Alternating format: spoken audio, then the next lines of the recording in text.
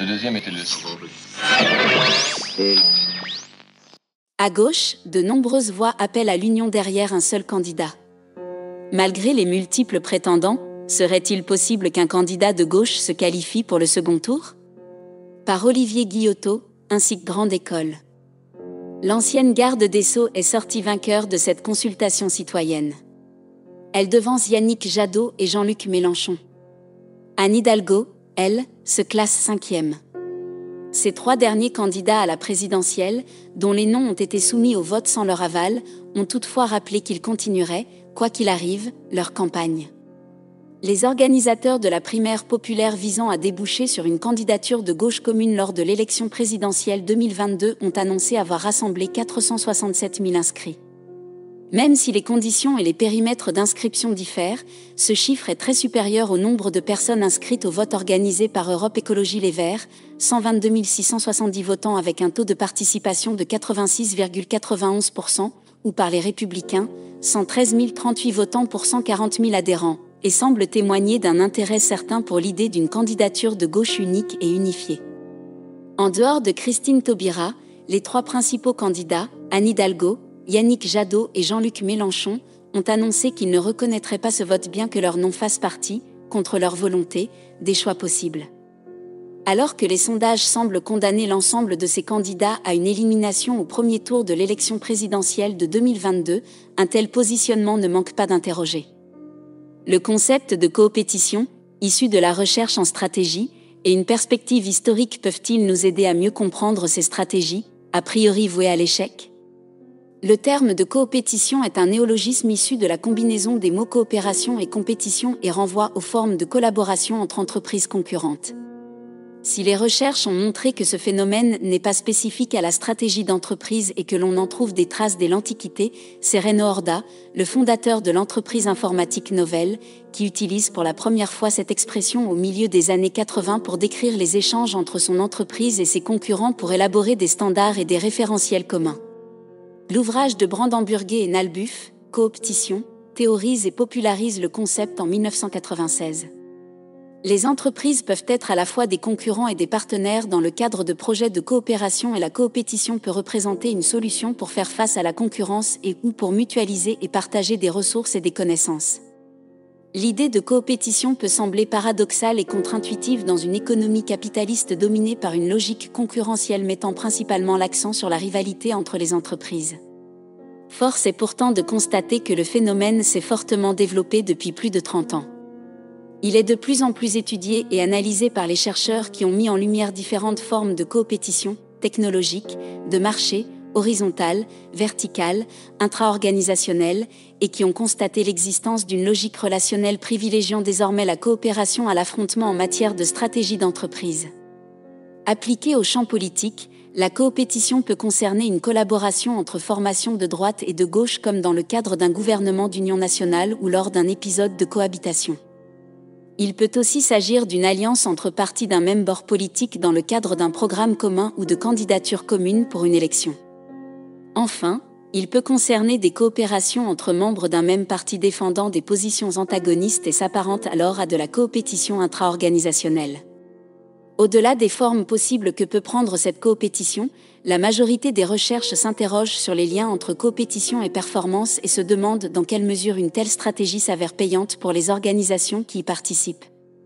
Dans le cas spécifique de la gauche française, un retour sur les élections présidentielles passées permet de mieux comprendre les avantages et les inconvénients que porterait une telle stratégie en 2022.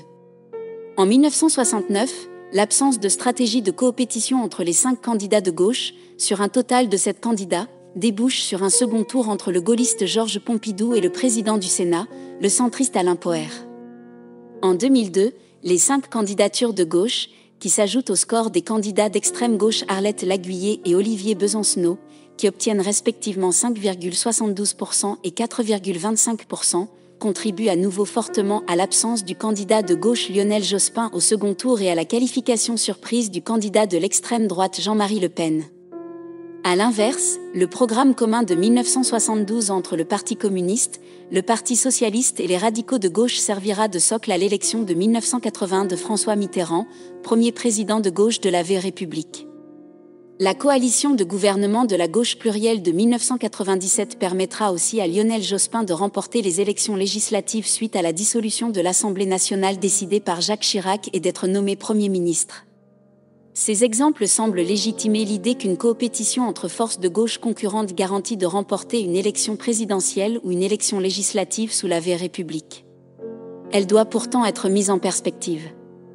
L'histoire a montré que la gauche est capable de l'emporter sans passer par une stratégie d'union dès le premier tour. Ce fut le cas en 2012 avec l'élection de François Hollande.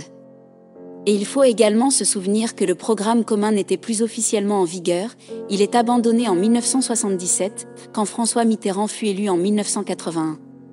L'époque où le clivage droite-gauche structurait à lui seul les affrontements politiques et renvoyait à une lutte entre deux modèles de société, l'une capitaliste et libérale et l'autre régulée et sociale, est désormais lointaine.